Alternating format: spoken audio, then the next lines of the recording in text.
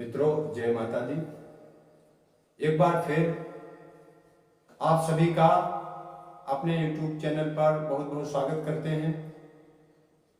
आज एक बार फिर आप लोगों के सामने क्रिकेट संबंधी कुछ ज्योतिषीय विचार रखने का प्रयास कर रहा हूं।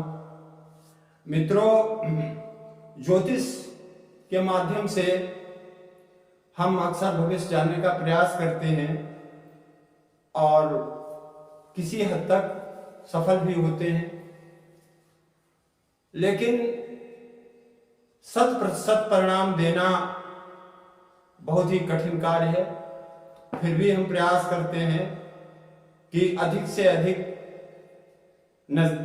गणना करके आप लोगों के सामने सही विश्लेषण रखा जाए। मित्रों, पिछले कुछ समय से जब से T20 वर्ल्ड कप शुरू हुआ है, मैंने शुरू से ही प्रारंभ से ही इस विषय पर वीडियो बनाने का प्रयास किया। भारत और पाकिस्तान का वीडियो मित्रों हमने किसी अन्य सज्जन के साथ में बनाया और उसके बाद भारत के मैचों का लगातार ज्योतिषीय विवेचन किया, जिसमें अधिकतर भविष्यवाणियां सच हुई। मित्रों, सिर्फ भारत के सेमीफाइनल की भविष्यवाणी थोड़ी गलत सिद्ध हुई, लेकिन हम ये कहना चाहेंगे कि आप फिर भी हमारा वीडियो देखें, हमारा विश्लेषण देखें। मित्रों, कहीं ना कहीं भारतीय होने के नाते हम भारतीय टीम से जुड़े हैं और हम उसकी हार को स्वीकार नहीं कर पाए, इसलिए सही निर्णय लेने में भूल हुई। किंतु हम कोशिश करते हैं कि फाइनल का यह मुकाबला जो दिनांक 13 नवंबर मंगलवार को ऑस्ट्रेलिया के सिडनी ग्राउंड में होने जा रहा है, जिसमें पाकिस्तान और इंग्लैंड की टीमें आमने सामने होंगी। इस मैच का ज्योतिषीय विश्लेषण हम करने जा रहे हैं और आशा करते हैं कि इस बार हमारा विश्लेषण सही निकलेगा। मित्रों, आप सभी से हमारा आग्रह है कि जिन लोगों ने हमारा चैनल सब्सक्राइब नहीं किया है, हमारा वीडियो देखते हैं, वो हमारा चैनल सब्सक्राइब करें, शेयर करें, ताकि हमारे वीडियो आप तक पहुंचते रहें। मित्रों, अभी हमारा YouTube चैनल का प्रारंभ है। हम आप सबको विश्वास दिलाने का प्रयास कर रहे हैं कि ज्योतिष की बहुत ही सुंदर, बहुत ही महत्वपूर्ण जानकारियां हमारे चैनल के माध्यम से आप तक पहुंचती रहेंगी। आप अंत तक हमारे साथ बने रहें। अब चलते हैं मुख्य विषय पर। मित्रों, आपके सामने ये बोर्ड पर दो कुंडलियां नजर आ रही हैं। ये दोनों गोचर कुंडलियां हैं। मित्रों, इसमें पहली कुंडली हमने पाकिस्तान की बना रखी है। पाकिस्तान के नाम से कन्या राशि बनती है और इसमें कन्या लग्न बना रखी है।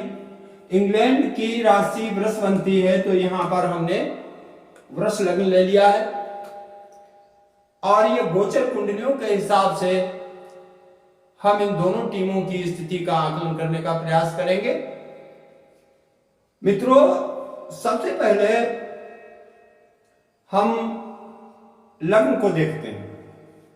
पाकिस्तान की कुंडली में लग्न कन्या है, तो इसका स्वामी बुध है और कुंडली में ये द्वितीय भाव में अस्त होकर बैठा है। लग्नेश अस्त है, जबकि इंग्लैंड की कुंडली में लग्न का स्वामी शुक्र है और वो सप्तम भाव में, आप देख रहे हैं, सप्तम भाव में बैठा हुआ है और यहां से वो लग्न को पूर्ण दृष्टि से देख रहा है, लग्न को यहां से पूर्ण दृष्टि से देख रहा है।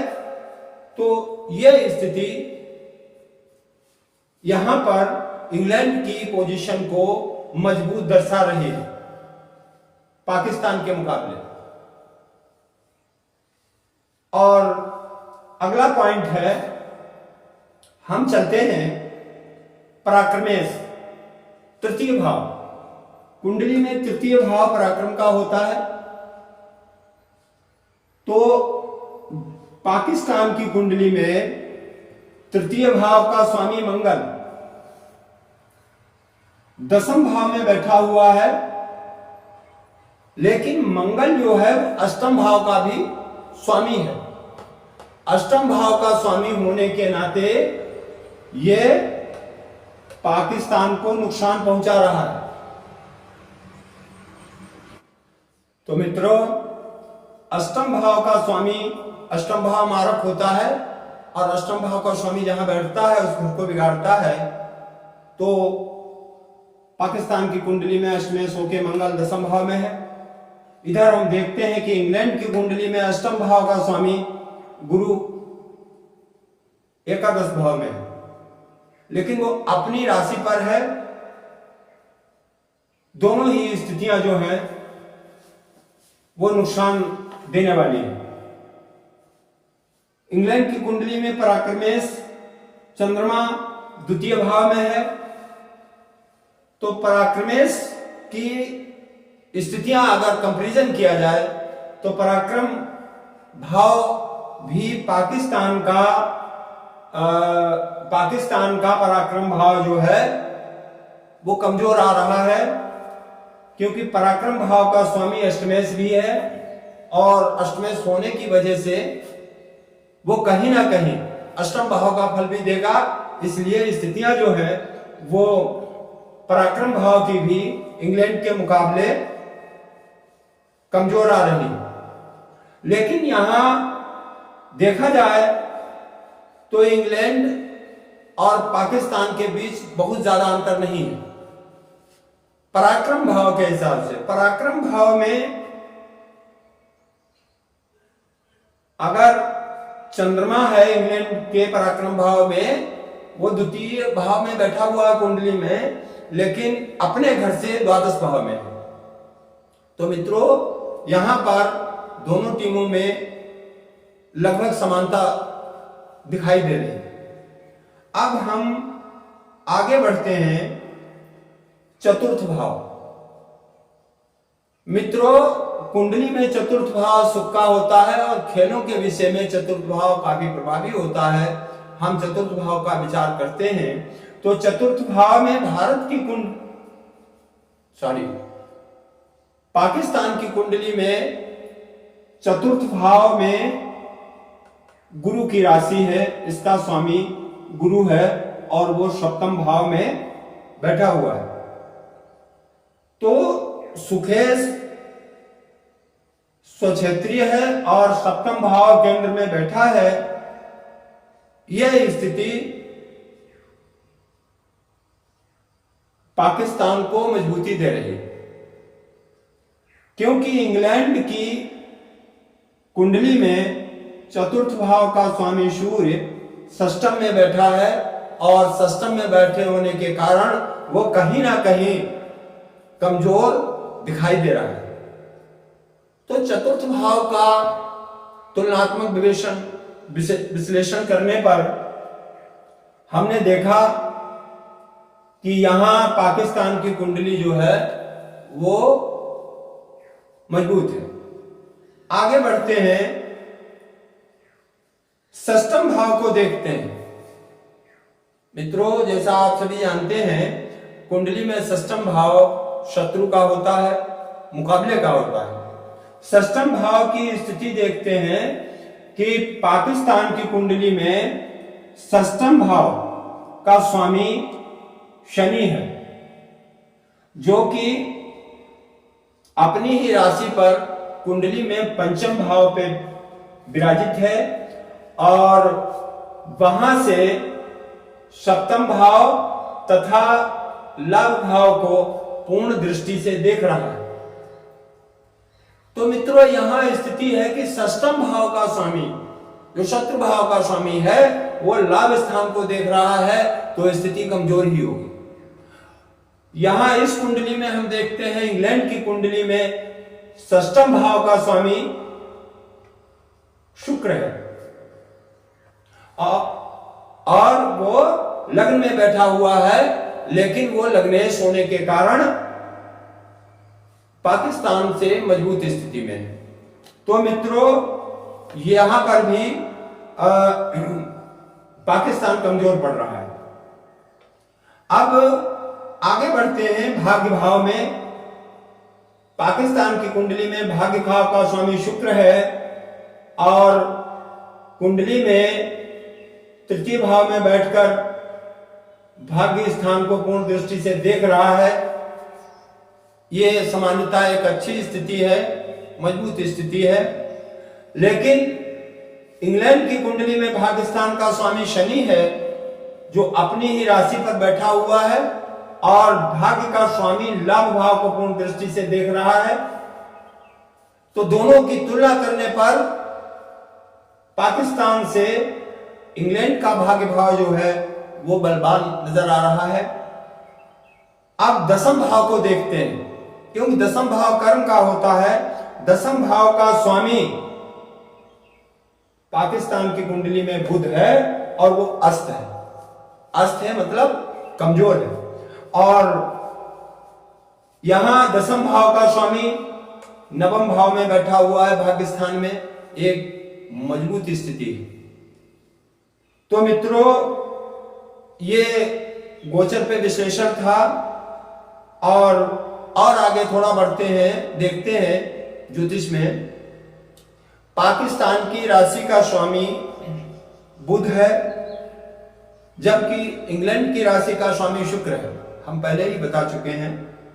तो ये दोनों ही ग्रह इस समय विशाखा नक्षत्र पे गोचर कर रहे हैं और विशाखा नक्षत्र का स्वामी गुरु है। अर्थात दोनों ही कुंडलियों के जो लग्नेश हैं वो गुरु के नक्षत्र पर हैं। अब गुरु से उनके संबंध क्या है ये देखना है।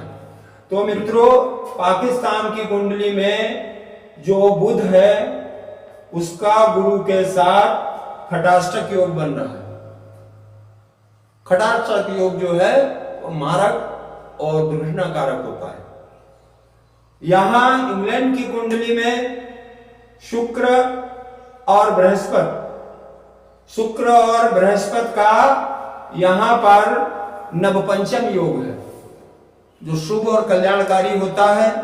तो मित्रों ये विश्लेषण सुनकर ही आप लोग समझ गए होंगे कि ज्योतिष क्या इशारा दे रही है, सितारे क्या बता रहे हैं। और अब हम एक नजर कप्तानों की स्थिति पर भी डालते हैं। तो मित्रों पाकिस्तान के कप्तान बाबर आजम जी हैं जिनकी वृष राशि बनेगी और जिस दिन मैच होगा 13 नवंबर को, उस दिन चंद्रमा मिथुन राशि पर होगा। तो बाबर आजम की राशि से द्वितीय भाव में होगा जो सामान्यतः मजबूत नहीं होता है। इधर इंग्लैंड के कप्तान जोन्स के नाम से मकर राशि बन रही है और उस दिन चंद्रमा मिथुन पर होगा। तो मकर राशि से चंद्रमा षष्ठम भाव में होगा।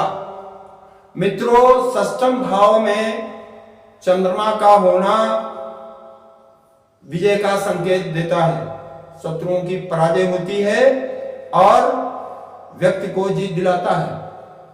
तो यहां पर मित्रों गणना के आधार पर सितारे संकेत कर रहे हैं इस बार T20 विश्व कप का खिताब इंग्लैंड जीतने वाला है, ऐसा संकेत मिल रहा है। आगे क्या होता है ये 13 तारीख को आप लोगों के सामने आ जाएगा। जय माता दी।